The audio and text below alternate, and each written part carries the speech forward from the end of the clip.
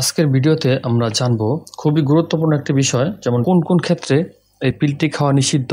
তো শুরুতেই সকলকে চ্যানেলটি সাবস্ক্রাইব করে পাশে থাকা বেল বাটনে ক্লিক করে দেওয়ার জন্য উদাত্ত আহ্বান জানাচ্ছি, কেননা আমরা আমাদের এই চ্যানেলটিতে নিয়মিতভাবে ঔষধ রিভিউ সহ স্বাস্থ্য বিষয়ক নানান পরামর্শমূলক ভিডিও নিয়মিতভাবে আপলোড করে যাচ্ছি।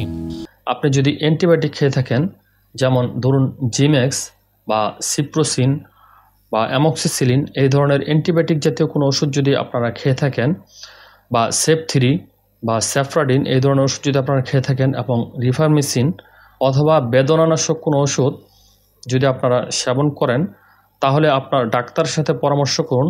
এই সময় আপনাকে অন্য কোনো জন্মবিরতিকরণ পদ্ধতি ব্যবহার করা লাগতে পারে। মানে হচ্ছে, আপনি যদি ডাক্তারের শরণাপন্ন হন কোনো রোগ নিয়ে, সেক্ষেত্রে আপনারা অবশ্যই ডাক্তারকে এই কথাটি মনে করে দিবেন যে আপনি খাচ্ছেন। তো যে সমস্ত ক্ষেত্রে খাবার পিল খাওয়া নিষিদ্ধ বা যাদের খাবার পিল খাওয়া থেকে বিরত থাকতে হবে, যদি আপনি গর্ভবতী হয়ে থাকেন তাহলে আপনার খাবার পিল খাওয়া থেকে বিরত থাকতে হবে।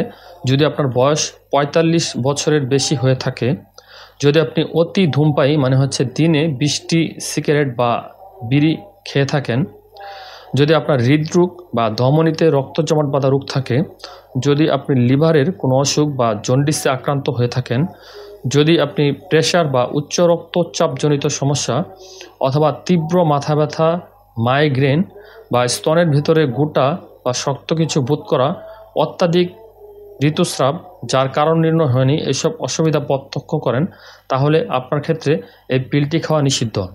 পিল ব্যবহারকারিণীদের মধ্যে গুরুতর বিরূপ প্রতিক্রিয়ার বিষয় উল্লেখ করা হয়েছে। তবে আপনি যদি স্বাস্থ্যবতী হন এবং ধূমপানে আসক্ত না হয়ে থাকেন, তাহলে এসব বিরূপ প্রতিক্রিয়ার সম্ভাবনা খুবই ক্ষীণ বা অত্যন্ত কম।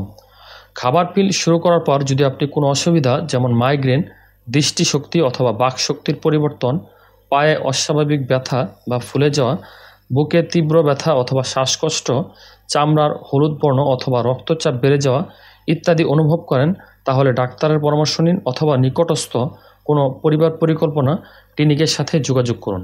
তো বন্ধুরা, আজকে আমরা পিলটি নিয়ে কিছু গুরুত্বপূর্ণ তথ্য আপনাদের মাঝে শেয়ার করলাম। আশা করছি ভিডিওটি দেখে উপকৃত হয়েছেন। তো স্বাস্থ্য বিষয়ক যে কোনো পরামর্শ অথবা ওষুধ রিভিউ সম্পর্কিত ভিডিওগুলো দেখতে অবশ্যই আমার চ্যানেলটি সাবস্ক্রাইব করে পাশে থাকা বেল আইকনটি ক্লিক করে দিন। আর ভিডিওটি দেখে যদি সামান্য উপকৃত হয়ে থাকেন, তাহলে একটি লাইক অবশ্যই করে দিবেন। তো ভালো থাকবেন, ভালো কিছুর সঙ্গেই থাকবেন।